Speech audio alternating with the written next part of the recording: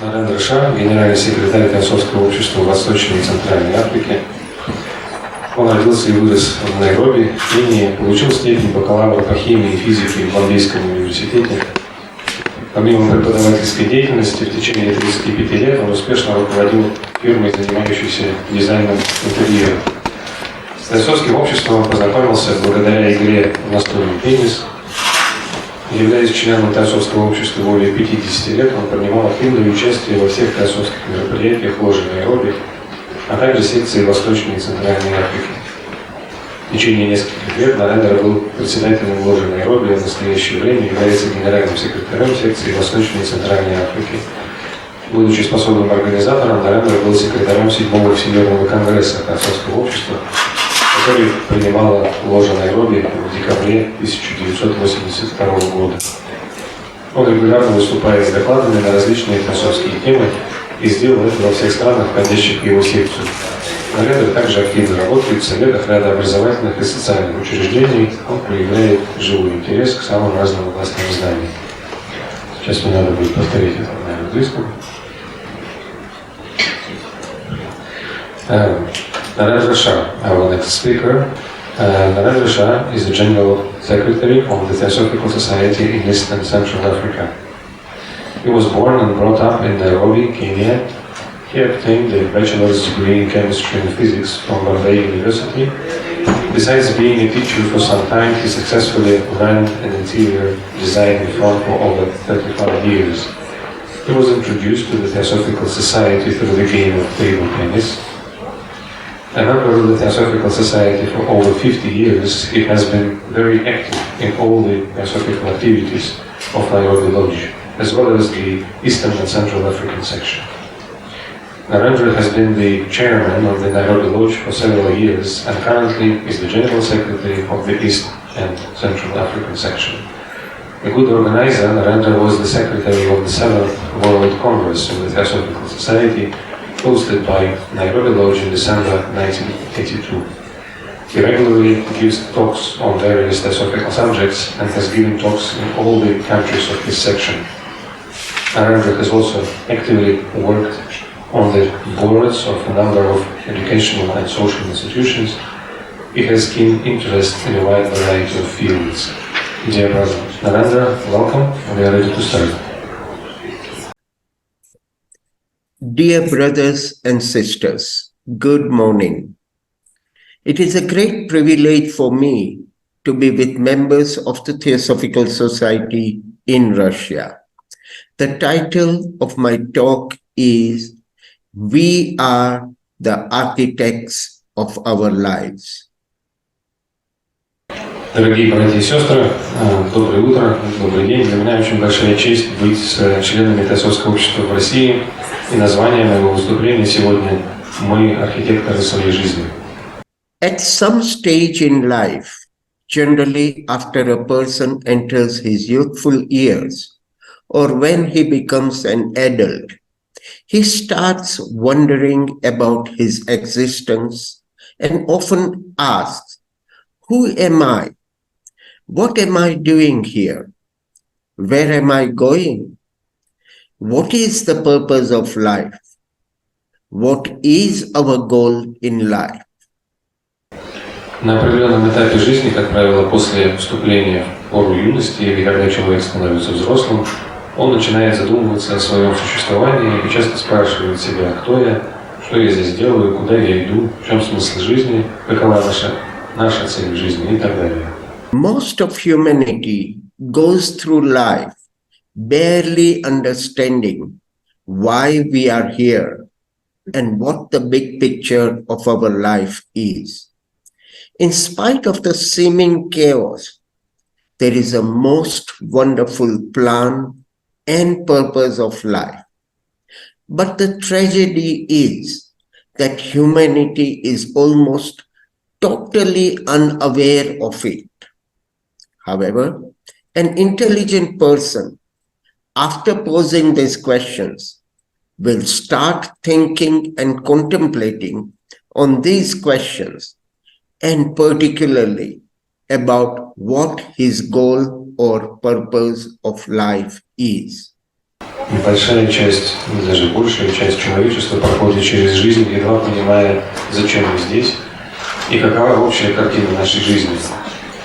Несмотря на кажущийся хаос, существует прекрасный план и цель жизни, но трагедия заключается в том, что человечество почти не знает об этом. Однако разумный человек, поставив перед собой эти вопросы, начнет думать и размышлять над ними, и в частности над тем, какова его цель или замысел для его жизни. The ancient wisdom and most ancient traditions clearly reveal the meaning and purpose of human existence. Studying Theosophy helps us to realize that we live in a purposeful universe and that human existence has a deep meaning. Many different philosophers have described our life in different ways, but it can generally be summed up as a journey to evolutionary perfection. Древние мудрости и древнейшие традиции ясно раскрывают смысл и цель человеческого существования.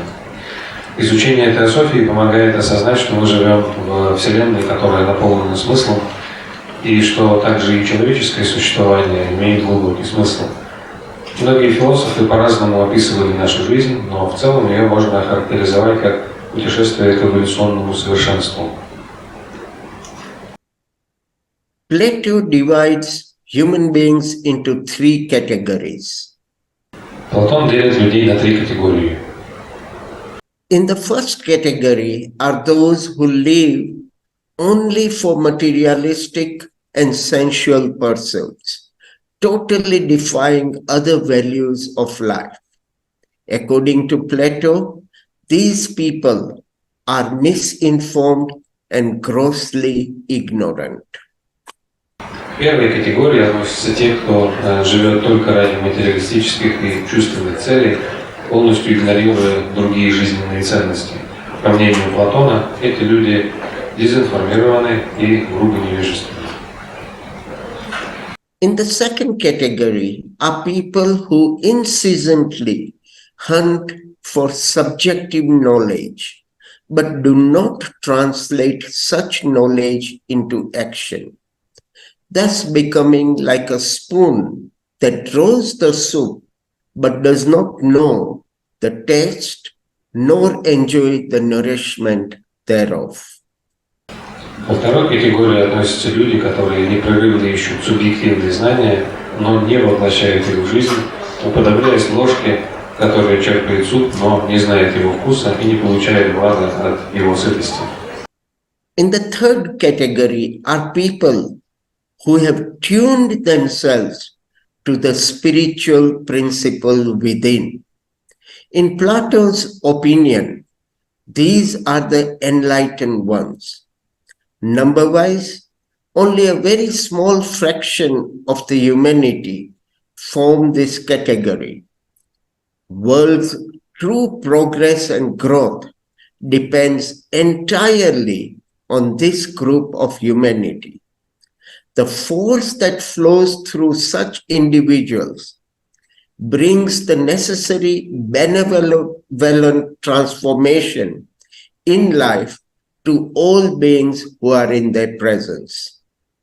К третьей категории относятся люди, настроившиеся на внутренний духовный принцип. По мнению Платона, это просветленные. Численно эту категорию составляет лишь очень небольшая часть человечества. Истинный прогресс и рост мира полностью зависит от этой группы человечества.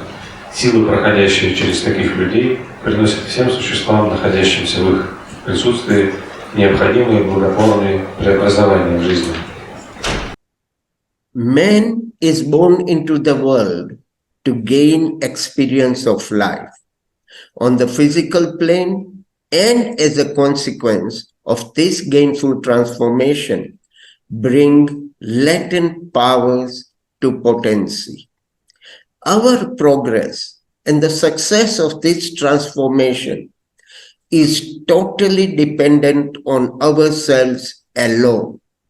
It is dependent on how we design, plan, and lead our life. Thus, we are the architects of our lives. Человек рождается в мир, чтобы получить опыт жизни на физическом плане и в результате этой полезной трансформации сделать скрытые способности сильными и проявленными. Наш прогресс и успех этого преображения полностью зависит только от нас самих. Он зависит от того, как мы проектируем, планируем и ведем свою жизнь. Каким образом мы сами являемся архитекторами своей жизни. When an architect has to design a building, he thinks of three things. Когда архитектору необходимо спроектировать здание, он думает о трех вещах. One, what is the building going to be used for? Is it an office block, a residential house, a performing theater, or a hospital? Basically, he identifies his goal. Say, he wants to build a hospital. И первый из этих вещей, он должен ответить на вопрос, для чего будет использоваться это здание. Будет это офисный блок, жилой дом, театр или больница. По сути, он определяет свою цель. И, допустим, он хочет построить больницу. Two, then he thinks of all the rules and regulations, all the laws and principles of construction that he has to follow and abide by, and within the framework of which he must work to provide all the facilities needed in a hospital to reach his goal. Затем второй шаг, он продумывает все правила и нормы, все законы и принципы строительства, которым он должен следовать и которые он должен соблюдать, и в рамках которых он должен работать, чтобы обеспечить все необходимое для больницы, чтобы достичь своей цели. And number three, he has to determine all the materials needed and available to him to build this hospital, like stone, cement, wood, metal, glass, etc. И третий шаг, он должен определить все материалы необходимые, например, камень, цемент, дерево, металл, стекло и так далее, и доступные ему для строительства больницы. Identifying our goal is very important. Without identifying our goal, all the work we do will be without a specific aim, and we will be groping about in the dark. People are so busy throughout the day, running around from one place to another, from one task to another, that there is no time to reflect or to think about where they are heading to. Majority of humanity is running around like a bunch of headless chicken. It seems to be a meaningless rat race to nowhere. This is why identifying our goal is important. Once the goal is decided, then each individual, as an architect of his own life, starts working towards this goal. Определение цели очень важно. Без определения цели вся наша работа не будет иметь конкретной цели, и мы будем блуждать в потемках. Люди настолько заняты в течение дня, перебегая с места на место, от одной задачи к другой, что у них не остается времени на размышления и на то, чтобы подумать о том, к чему они движутся. Большая часть человечества бегает вокруг, как курица без головы. Это похоже на бессмысленные бега в никуда. Вот почему так важно именно определить цель. Когда цель определена, каждый человек, как архитектор своей жизни, начинает работать над ее достижением. It is said that when we are born, each person is given a book of rules and a bag of tools.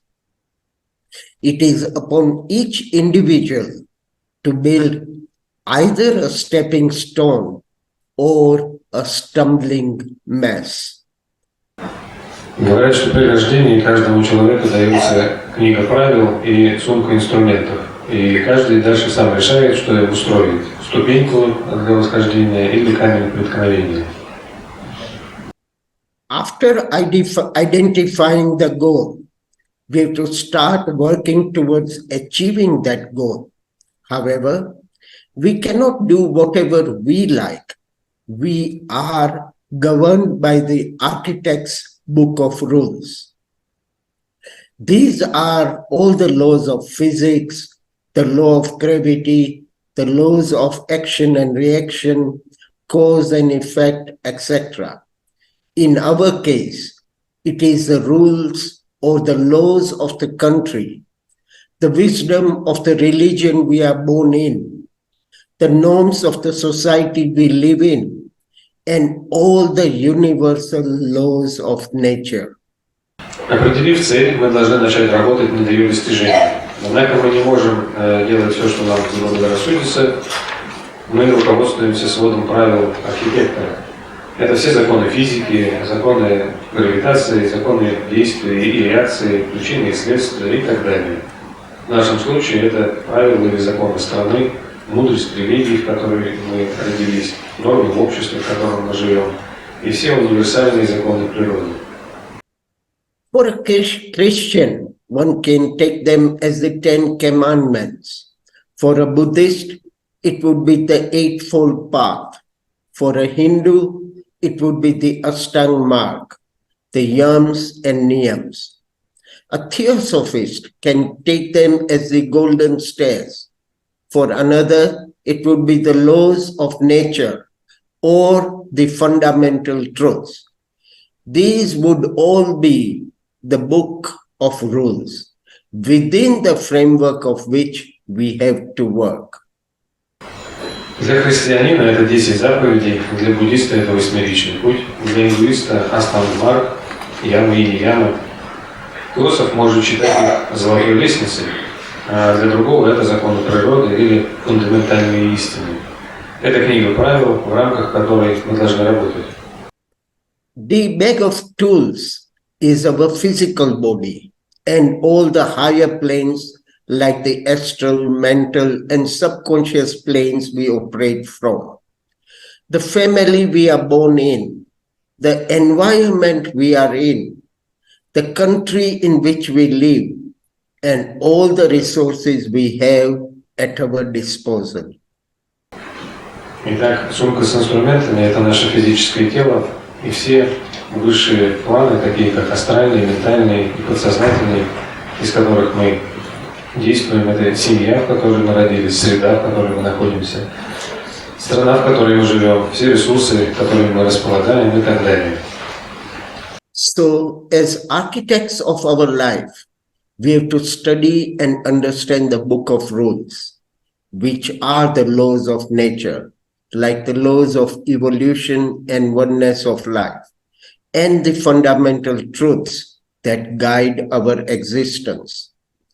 Having understood the rules, we then start building our life and reaching our goal using the bag of tools in our hand. Поэтому, как архитекторы своей жизни, мы должны изучить и понять книгу правил. Это законы природы, такие как закон эволюции и единство жизни, а также фундаментальные истины, которыми мы руководствуемся в своем существовании. Поняв правила, мы начинаем строить свою жизнь и достигать цели, используя набор инструментов, которые есть у нас в руках. The life one builds will depend on how well defined one's goals are, how well one designs and plans, how sincere and dedicated one is, how much determination and one-pointedness one has in reaching one's goals, how much effort one puts in, etc. At the end of it all, depending on one's input, one will have built either a stepping stone to greater vistas and achievements, or a stumbling block on which one may fall.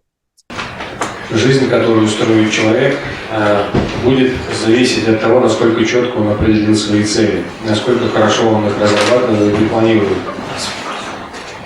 насколько он искренен и предан своему делу, насколько он решителен и целенаправлен в достижении своих целей, сколько усилий он прикладывает и так далее.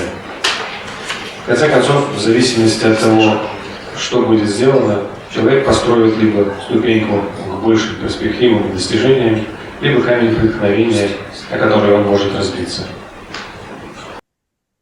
Majority of humanity feel that their lives are full of trials and tribulations, full of strife and struggles, full of pain and misery, full of difficulties and hardships. Why do we find our lives so difficult, so miserable, so full of struggle? Why is there no peace or happiness? Большинству людей кажется, что их жизнь полна испытаний и перипетий, раздоров и борьбы, боли и страданий, сложностей и невзгод. Почему мы считаем свою жизнь такой трудной, такой несчастной, столь полной борьбы? Почему нет ни мира, ни счастья? This may be so because most people do not look where they are going. They are not thinking where all this is leading to.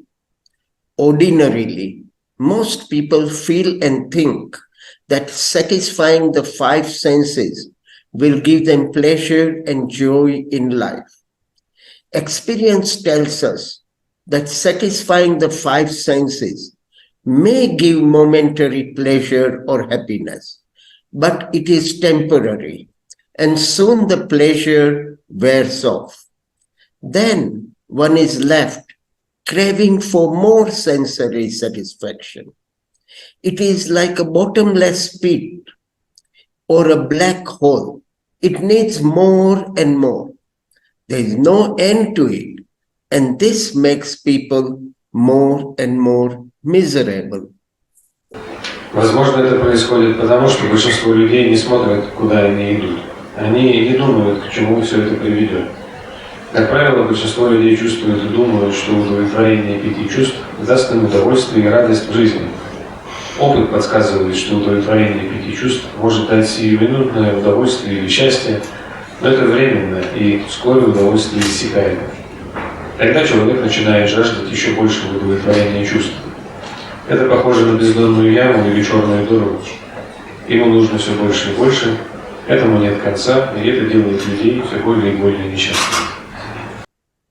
Most feel that having more wealth and more material possessions will give them happiness. But acquisition of any amount of wealth is not taking away the pain and misery. They feel having more power and possessions will give them peace. But acquisition of power is not taking away the trials and tribulations of life. Obviously, their experience tells us that no amount of wealth or possession or position is giving them the peace and happiness they are looking for. Acquiring any of this is not making our life less difficult. Большинству кажется, что большее богатство и материальные блага дадут им счастье, но приобретение любого количества богатства не избавляет от боли и страданий. Мне кажется, что большая власть и положение дадут им покой, но приобретение власти не избавит их от жизненных испытаний и невзгод.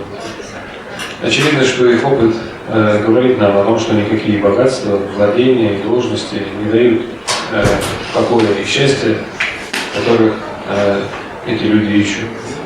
Приобретение любого из них не делает нашу жизнь менее трудной. Materialism is rampant today. The advancement of scientific thinking and technology is pampering instincts of seeking pleasure, acquisition of material things, and self-centeredness. It hypnotizes people into believing that these unrealities to which they cling to are real and worth possession. Technology intensifies greed, whilst consumerism aggravates the violence and selfishness of the animal man. Материализм в наше время процветает чрезвычайно. Развитие научного мышления и технологий потворствует инстинктам поиска удовольствий, приобретения материальных благ и эгоцентризма. Он гипнотизирует людей, заставляя их поверить в то, что эти нереальные вещи, за которые они цепляются, реальные и достойные обладания. Технологии усиливают жадность, а потребительство усугубляет жестокость и эгоизм животного человека. This conditions human beings to entirely forget their own divine possibilities and make them go round and round like morons in circles of enjoyment, ambition, and illusion. Materialism, as well as dogmatic religion, which suppress inquiry and intelligent understanding, is depriving humankind of contact with its soul, that is, with its higher nature. Это приводит к тому, что человек полностью забывает о своих божественных возможностях и, как умалишенный, бегает по кругу удовольствий, амбиций и иллюзий. Материализм, а также догматическая религия, подавляющая вопрошение и разумное понимание, лишают человечества контакта с душой, то есть его высшей природой. So we, the architects of our lives, have to work towards living a life that is free of dogmatic religion. Live a life with a deep awareness of life being an indivisible whole. All our studies and activities must lead to a unity which is so universal and all-embracing that no man, from gods and mortals, down to animals, vegetation, even the blade of grass, to minerals and every atom is outside of its light. Поэтому мы, архитекторы своей жизни, должны работать над тем, чтобы жить жизнью свободной от догматической религии, жить с глубоким осознанием того, что жизнь – это неделимое целое. Все наши исследования и деятельность должны вести к единству, которое настолько универсальное и всеобъемлющее, что ни один человек, от богов и смертных до животных, растительности и минералов и каждого атома не находится вне его света. Living such a life is a journey, an adventure, a search for truth.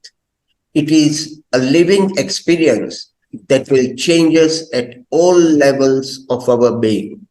It is not just a mental exercise, not just a matter of studying this and that and being able to understanding it or remembering it.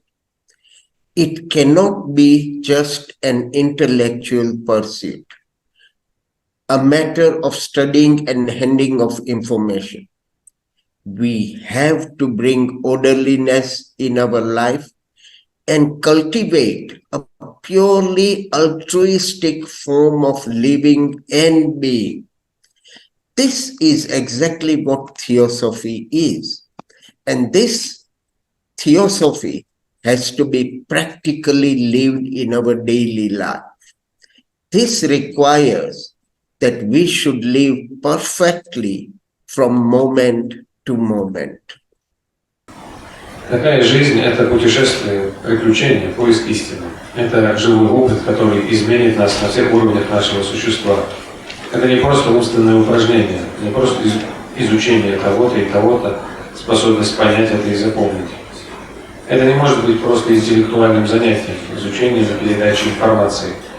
Мы должны привнести в нашу жизнь упорядоченность и культивировать чисто альтруистическую форму жизни и бытия.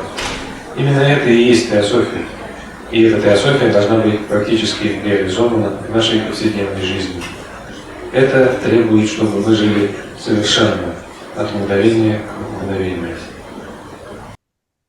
This, brothers and sisters, is the science of life and the art of living. Thank you. Это, братья и сестры, и есть наука жизни, искусство жить. Спасибо.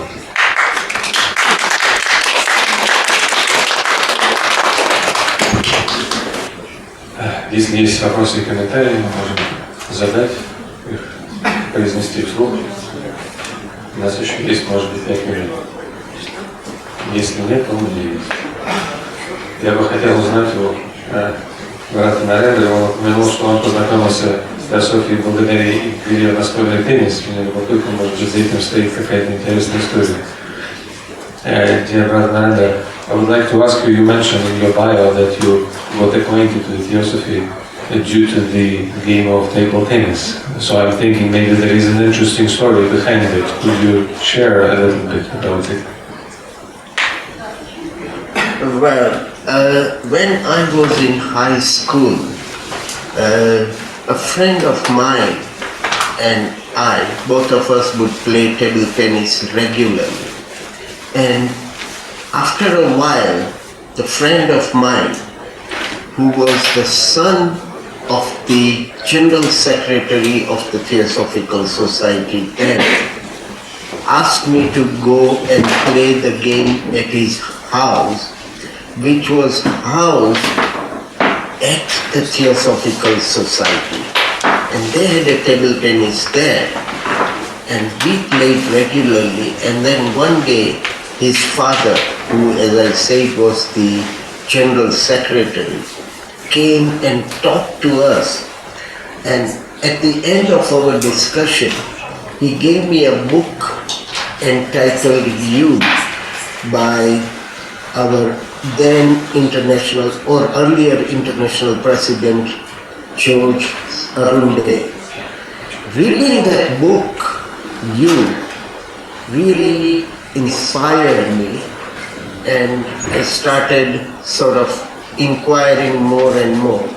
And then I was given at the feet of the master.